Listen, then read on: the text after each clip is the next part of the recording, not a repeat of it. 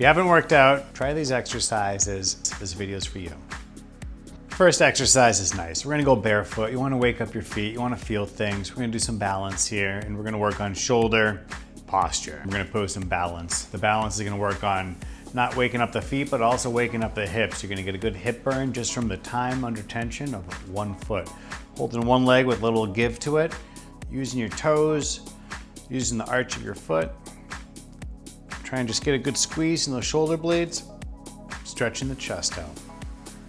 You know, if 1 foot is too hard for balance and it takes away from any bit of the shoulders, you could play with staggered stance, being like on a tightrope line, and then also making it easier by going a little more broad, wider. So you could go for the gold, go for a 1 foot balance, and just nice and easy. You could do this in between cooking. You don't have to just isolate this. You know, you could do this anytime, any place. Just work on blades in, blade open up, the blade squeeze in. This exercise hits everything right off the gate. It's balance, it's waking up and working all the foot musculature, it's working all the way up the leg, working the glute too, just from the balance and all the weight being loaded up on one leg too. So it's balance, it's also strength. Then we throw the upper body in just by doing external rotations. So this is just trying to wake up those small muscles in your back. So every time you pull, it is through your back muscles, not your arm. You gotta wake them up. They go dormant, they go to sleep. This is just a good simple way to open them up, get your posture going, and start it up. This is a yoga exercise, this is a strength exercise. I like this to just wake things up and kind of just feel like I'm just starting something. So I'm gonna go back to that one leg. I'm gonna try and bend over that waist. Airplane effect with the arms, shoulder blades tight, back leg goes up. And I'm gonna just try and hold. When I do this exercise, I think if I'm pushing through the ground with my bottom leg, I'm driving my back leg up high simultaneously, trying to get that pull effect through my whole body. So there's tension everywhere, it's not one side. This is a good butt exercise. You're stretching your hamstrings, you're strengthening your hamstrings. It's balancing as well. Then again, I got a great shoulder exercise, working all those small muscles in between the shoulder blades that pull your posture up. It's a one-legged deadlift in the strength world. Yoga has its own name. When I do this exercise, I start with 1 foot and I start kind of just working my way from there. You're hinging through your hip, trying to move as one. And then from here, hold a strong unit. If somebody were to push you, lock it on. Just, as I feel, opens everything up. Life is always cramping you in. You need some exercises that pull you up. We already got 2 lower body exercises in. The blood's in the legs. I'm gonna keep going with it. I'm gonna hit a split squat. I'm gonna go arms overhead. Gets the middle of your back working. When you just hold your arms just like this over time. So try and get your feet as close to a tightrope line as possible with 1 foot in front of the next. Front foot's flat, you're on the balls of your toe, of the next, the back foot. From here, you wanna just drop down slow. As you hold this, your front leg is driving through the ground and that back butt here is squeezed forwards, coming up. You wanna try and get pressure from both legs. Not just one leg, it's probably a good 60-40 split, front leg working a little more. Drive down through your front heel and foot, even using your toes, your heel, coming up, holding the arms. High overhead. So when you do this exercise, I'm thinking foot going down, arms reaching up again, trying to stretch you all the way through that hip flexor, all the way through your lat, your elbows, your fingers, and going up. I find this to be the best squat to get going with because you get flexibility, you get balance. You're not gonna be focused on your lower back at all. It's just leg strength. We just came off our split squat. Great for the quads, especially the quad goes all the way from that knee, all the way up to your hip. Your VMO, I know what I'm talking about. Vastus medialis oblique muscle, look it up, boys and girls, it's a real thing. After we hit our split squats right there, I'm gonna go sideways. I'm getting the groin next. We all need to get that groin from here. Get those feet wide. The distance is whatever you get.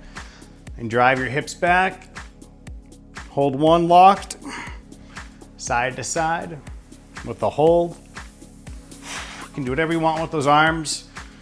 You want to make your life horrible, you go arms over your head. If you want to just stretch, kind of bring it down low to the ground, just push through the stretch. But keeping that groin loose is more of a safety protocol than a stretch, I think of it as. You know what I mean? Keep it loose, everyone. This is probably an exercise I usually do earlier in the workout just to make my hips warm up and become alive and give me a slight bit of potential not hurt myself with the following exercise. But a hip raise at any point of a workout is good. And especially when you're starting out, I'd say it's what builds the building blocks of the strength. Through your lower body, through your butt, through your lower back, quads. So I like going hip raises. This gives you more support. I like right off the gate, just hugging myself, creating a little emotional support, saying I can do it, I'm good enough. You can go heels down, you can go toes up. You can do a little bit of everything. Through here, you could just hold it. You just start working out, this is all you're doing. You're just holding it. 15 seconds, 10 seconds, 5 seconds. When you get it going, you're at 30 seconds. When you get to a minute, it's like a graduation. Now you're ready for the next level. Get a little stretch in between. Pull those knees to your chest. A little stretch break. I'm doing those hip raises. I try and just keep going. Don't stop. Don't throw anything in between it. Just focus on that hip raise because each set you do it, you get a little bit more out of it. You gotta stay in tune. You get a little bit more squeeze out of it. You get a little more kind of cooperation with the balance when you start doing one-legged hip raises. I love a march-in hip raise because it tells me how my body's working left and right sides. All right, so no one's 50-50 down the middle.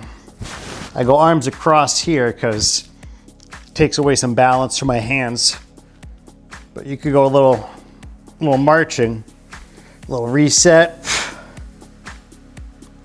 Right there, I can already tell that left side isn't as strong. I can feel my lower back kind of cramping, which means my butt doesn't work as hard. A little lean there. Eyes open. Eyes closed is like next level stuff.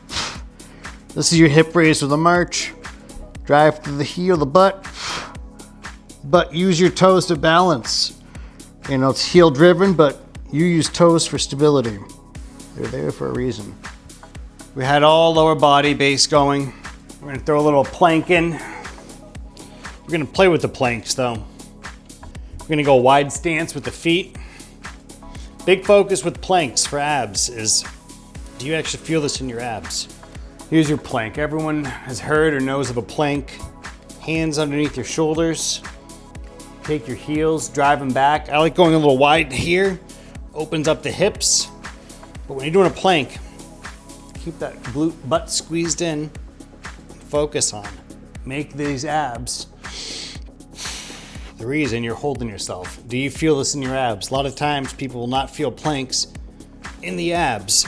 Planks on the ground clearly isn't the easiest thing. You know, if you're a larger person, it's gonna be a lot harder of an exercise than somebody that is a lot lighter of a person. It's not fair for all demographics. But any size person can do a plank. And if you come on over here, we'll show you, no excuses.